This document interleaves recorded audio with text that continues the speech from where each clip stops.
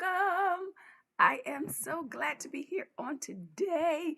We are rolling through our 30-day Get Your Life Challenge. I am geeked, y'all, just to be able to do this with you all, to walk through this with everybody. And I hope that you are enjoying it. If you are, let me know in the comments. Um, woo, this has been 3 exciting days, and we are on that's 8, but we're on day 4 of the Get Your Life Challenge. For those of you that do not know me, my name is Cheryl Thomas. I'm a minister, best-selling author, and a certified Christian life coach, and we are doing 30 days to get our lives all the way together. So if you know someone that's trying to maximize the last half of this year, I want you to share this with them. I want you to let them know that we are on. And if you have missed any days of this challenge, I want you to go ahead and look at the previous day. So if you are on YouTube, there is a playlist, the 30-day Get Your Life Challenge. Check out days 1 through 3. If you are on Facebook, whether you're on my personal page or whether you're on my business page, Cheryl Thomas Speaks, I want you to look through and check those out. And if you're on Instagram, I want you to look on my IGTV. That's where I have all of the Get Your Life Challenge posts. So check it out there. Now, I'm going to ask you to do one thing before we jump into our challenge for today, and that is share this with somebody. Don't be stingy. Don't be selfish. Don't keep all of this goodness to yourself. Make sure that you let a good sister, girlfriend, guy friend, any friend know that we are getting our lives all the way together during the month of September. Every day in September at 5 p.m. Eastern Standard Time, I am jumping on here live with our challenge for the day. And then what we're going to do is just recap it at the end with a special surprise. I want you to walk through all of these days with me. So let somebody know that we are on. And even if you are watching by the replay, I want you to let me know in the comments replay, so that I'll know that you're catching me at the replay. Because I know some of y'all's lives is real busy and you can't catch it during the live session and be able to talk back to me. But I'm also let me know that you're watching via the replay.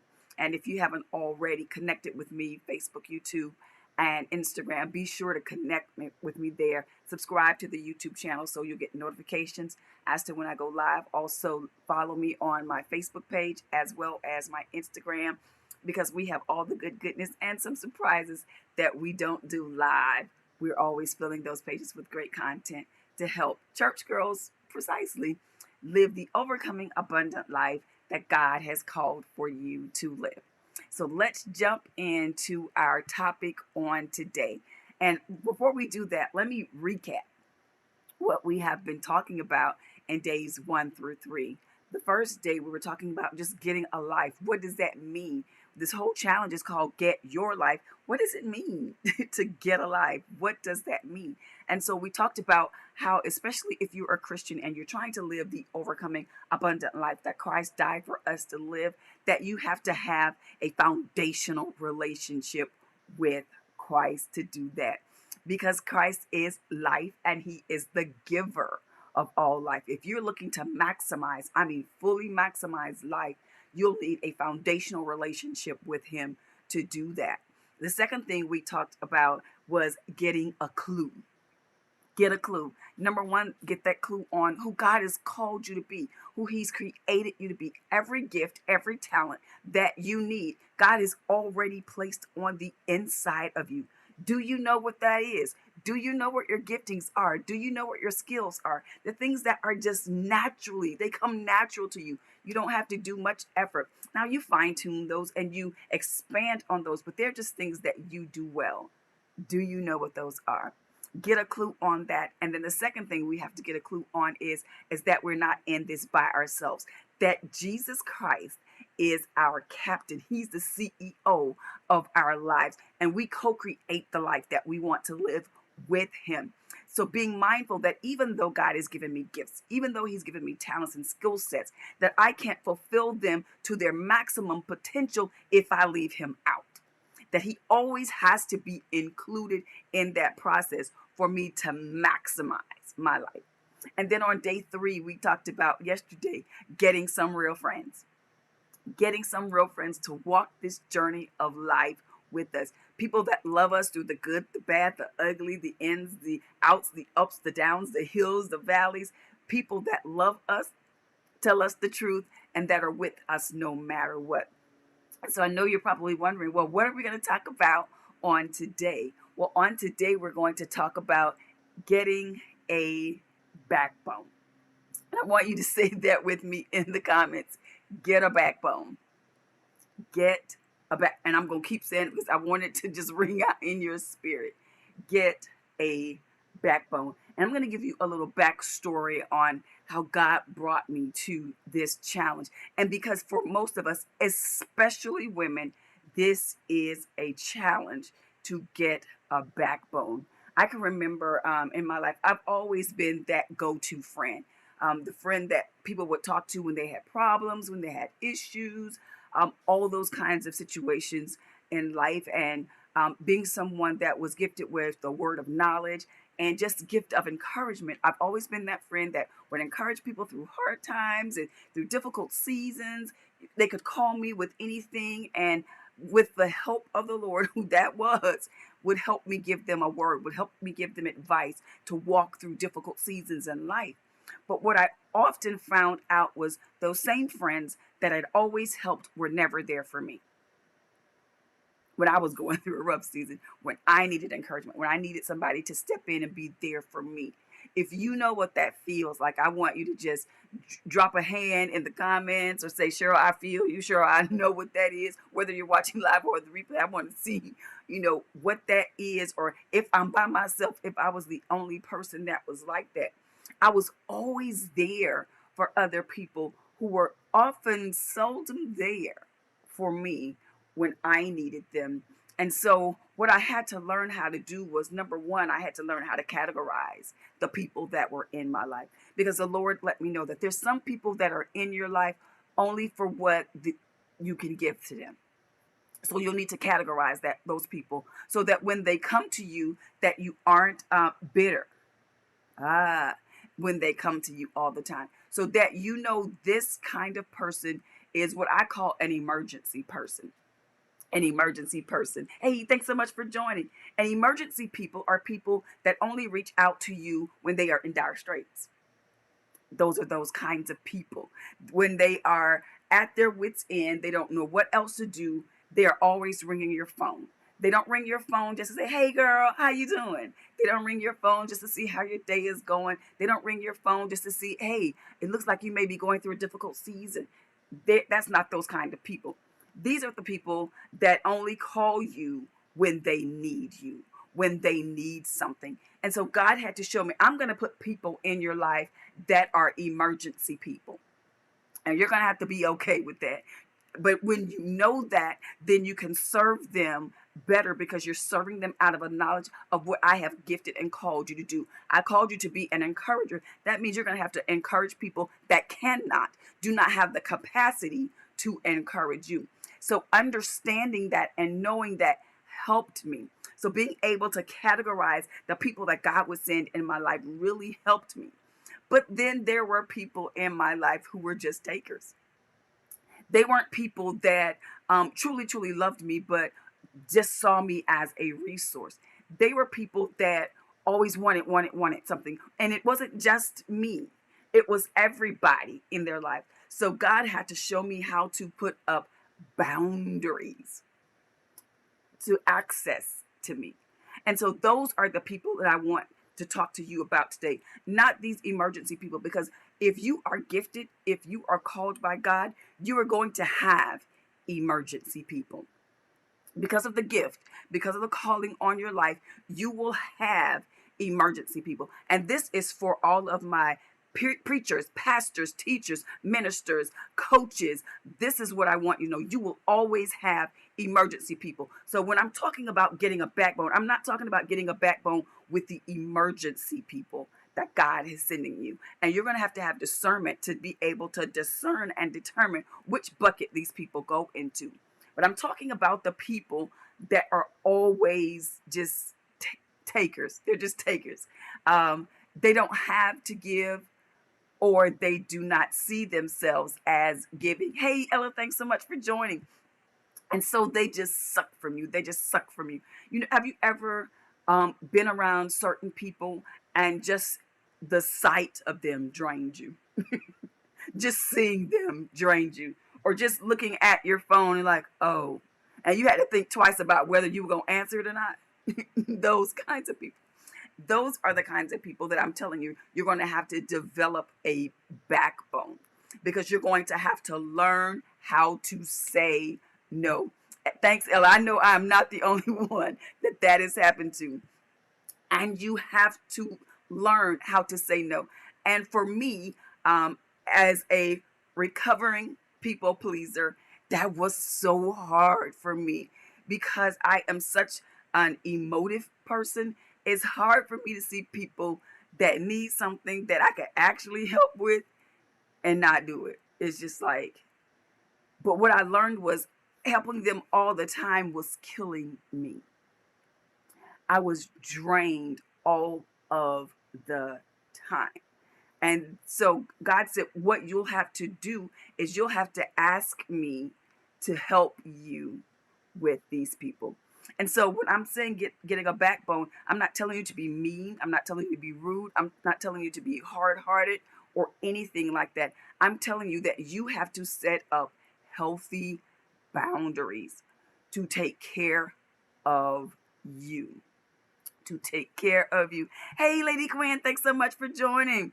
That's somebody else that knows where I am and how I feel about that. Thank y'all so much. Y'all make me feel like I'm not by myself, and I appreciate that. I appreciate that, because if you are a giver, if God has called you to minister, often you will give so much of your courage away that you will walk away feeling depleted. You will walk away feeling discouraged. You will walk away feeling like, well, God, I am always there for everybody. Is there ever going to be a time where there are people who are there for me? Are you going to ever send some people that are there for me, that I don't have to pour into, that I don't have to rescue, that I don't have to always give a word? Because can somebody give me a word?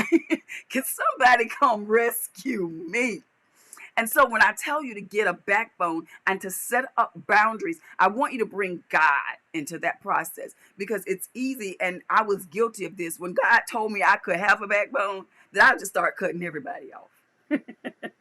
I was like, oh no, God said I can have a backbone. Hey, Lori, thanks for joining. God said that I can have some boundaries. And so I just started just cutting people off, Absolutely. I love that message from Bishop Jakes. When helping you is hurting me.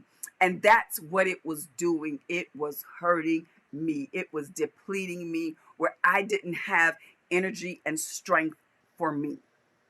And so I had to invite God into the process. I said, God, I need you to show me. I need your discernment on this, so that I can remember. I talked about earlier about categorizing people, putting people in their spaces properly in your mind, so you know how to minister to them. I said, Lord, I need you to show me who are the emergency people in my life.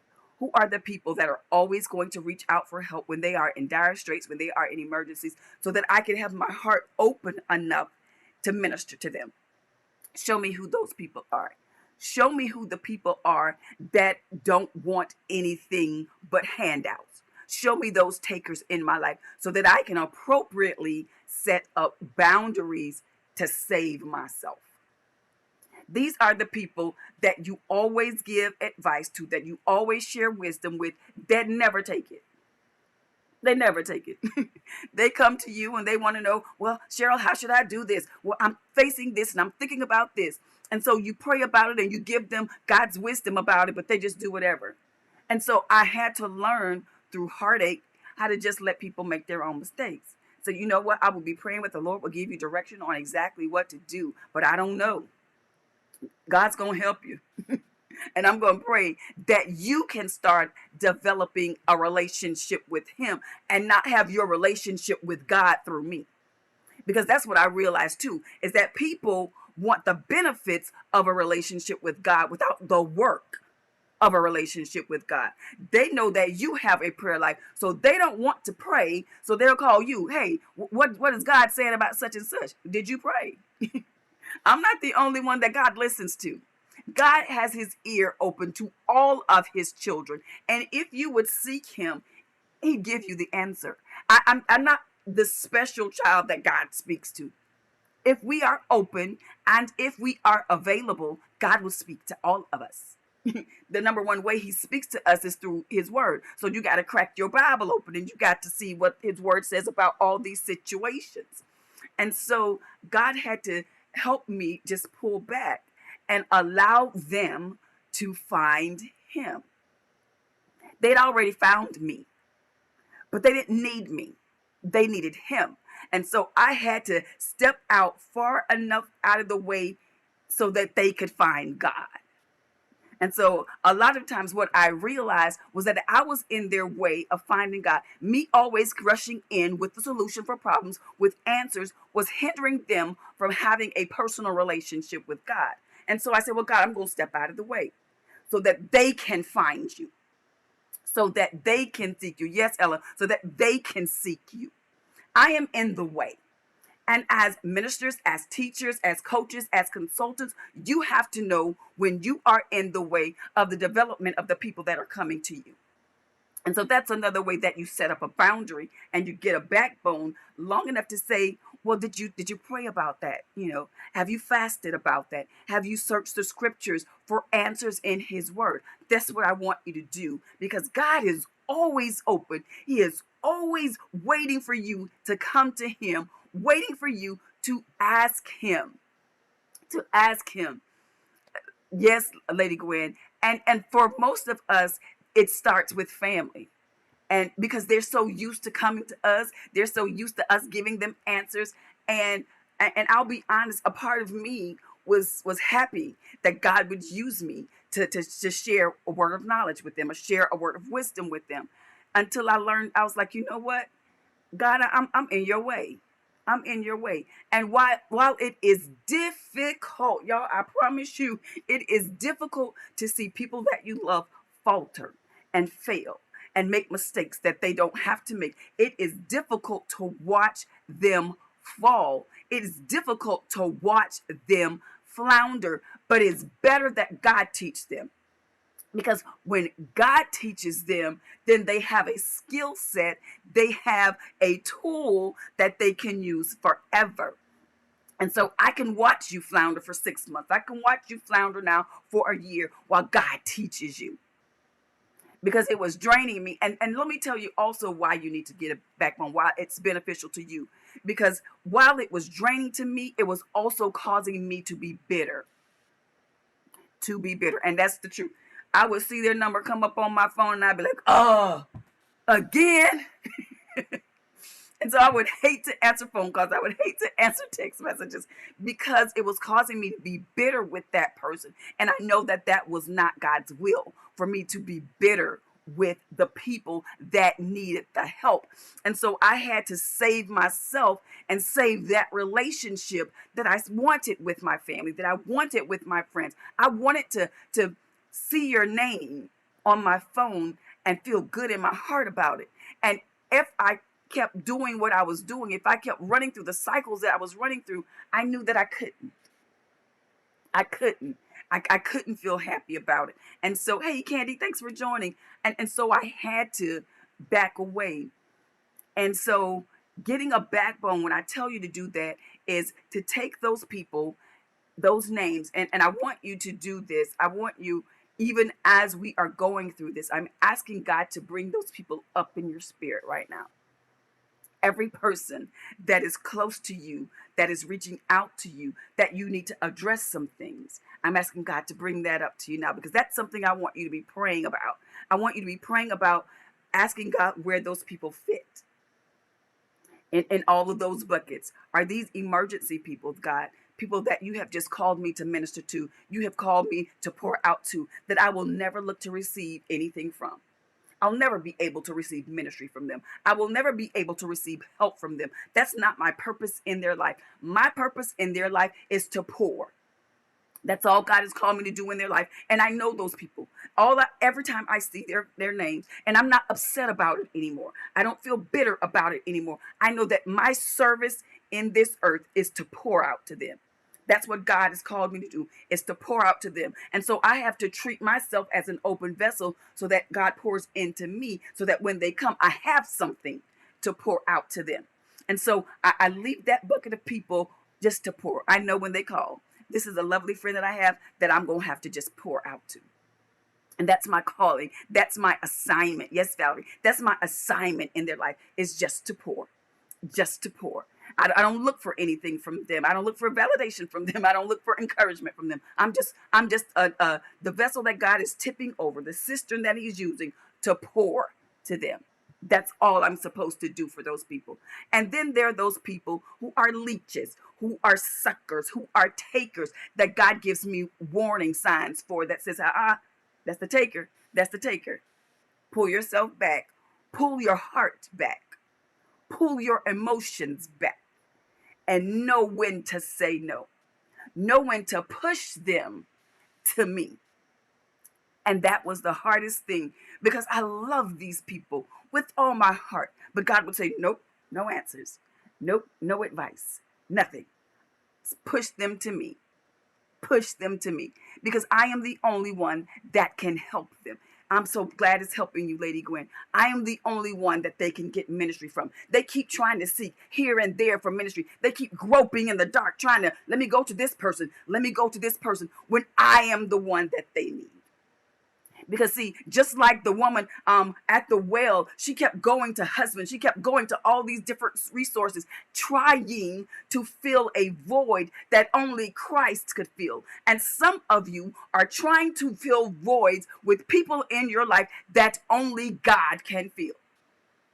Only God. And so getting a backbone is not just saying no, it's saying no to them so they can say yes to God. They can say yes to God. And so I had to just pull back in. Y'all, it was hard. Just because it's hard to see someone you love falter and fail and make mistakes. And like you could, like what you need to do is, what would help you would be da da da. How God could set you free is da da da. But they not going to receive it from you anyway. So you're wasting your breath anyway. So you all over here feeling all guilty and all whatever, because you know how they can, be helped. You know how they can come out of this, but they're not going to listen to you. So God says, stop wasting your breath telling people stuff that they're not going to listen from you anyway. Now you all upset, you mad, you bitter. You mad with them. You don't want to talk to them. You don't want to hear what they got to know. Save yourself the worry, save yourself the frustration, and give them to God. Give them to God. And that's what I had to learn how to do, was to give God his children. Like Moses. These your people. God, they belong to you. You're the only one that can help them. I've tried. I've failed. Give them to God. So get a backbone. Know who the people are in your life that you are called to. Because like I said, those emergency people, those are people that God has called you to. Period.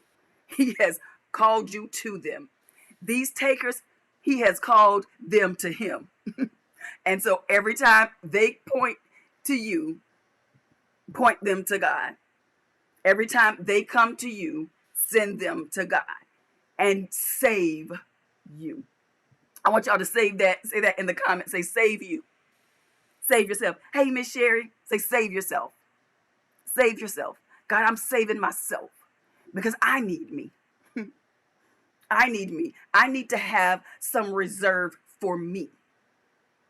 I am so busy trying to help God. I'm so busy trying to do God's work that I can't get out of the way long enough so God can save me. Save me. Help me save myself. Help me save myself. Because a lot of times we get in the mode that only we can do it. Y'all heard some of our people say that only I can do that. I can't do nothing. I can't do nothing but plant and water. God gives the increase. And so I plant and I water, but then God, you have to give increase. I'm not trying to get increase anymore. I'm not trying to get those kinds of results anymore because that's not my job. And God had to yank me up and say, that's not your job. You're trying to do something that ain't your job. I ain't call you to do that. Put up some boundaries, put up some walls, save yourself, and let me save my children. How about that? You give them the word, you point them to me, and let me save them. No man comes to God except he draw them. I'm trying to draw people that God ain't called me to draw. I'm trying to help people that God ain't called me to help. So I'm going to save myself. I'm going to point you to God. I'm going to point you to the word. And I'm going, with my family, eat some crab legs and have some good times. And so I want you to get a backbone. I want you to look at the top 5 people. And this is some homework for you. I want you to look at the top 5 people that are in your life. And I want you to ask God to categorize these people. The people that are closest to me. Categorize these people. Are these people emergency people? People that you just called me to help? People you just called me to minister to? Show me who they are. Are these people moochers? Are these people takers? Are they leeches? Are these people that you're calling just to push to me? Don't even try to serve them. Don't even try to help them in that way. Just push them in my direction. Now, when I say push them, I mean lovingly push them. Don't push them out the way, but lovingly push them. I'm going to be praying with you. I'm going to be praying for you that God would open up your heart and mind to receive the word that you need from him. I'll be praying in that direction. And every time they call, I am still praying on that need that you showed me. And I'm still praying that God would reveal to you, because that's something I believe God needs to show to you. So every time they come, so they'll stop looking for just blanket answers for you. They will know that when they come to you, that your prayers are with them, that you are praying for them, that there is concern there, because there will always be concern there. But they don't look to you to be the answer. To be the answer. They need to look to God. Yes, Valerie, they need to look to God to be the answer and not you. And then there are people that God will send to pour into you. To pour into you, to pour encouragement into you, to pour wisdom into you, to pour friendship into you, to pour just good, fine fun into you. Absolutely, Ella. Tell them, look to the hills from whence cometh your help. It comes from God and not from me.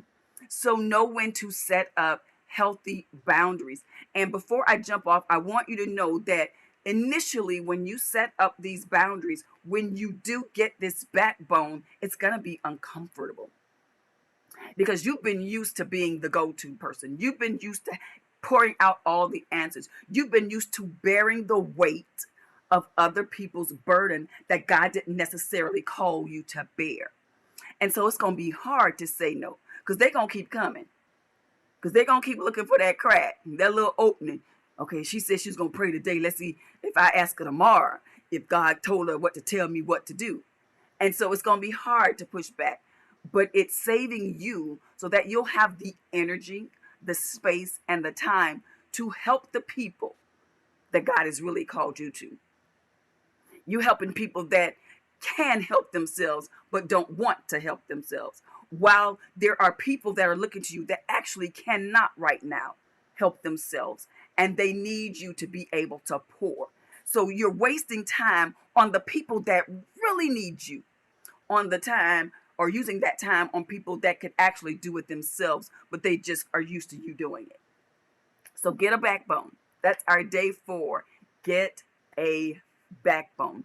I pray this has been a blessing to you and that you've gotten something from it. If you have, what I want you to do is to share this with another sister, brother, friend, whatever, that you know needs this word. We are called to be helpers one of another. I'm taking this word in because God is showing me people in my life that I need to, use the word he's given me on today. So we are all growing in this process together. We are all getting our life together through this 30-day process. So share this with somebody, and we'll be back tomorrow at 5 o'clock through the entire month of September, 5 o'clock p.m. Eastern Standard Time. We go live. So join me on either platform, whether it's Facebook, whether it's YouTube or Instagram. We are dedicating September to God so he can show us how to get our lives all the way together. So share this with a sister and make sure that they are blessed as well. I love you all with the love of the Lord, and I look to see you on tomorrow. Good night.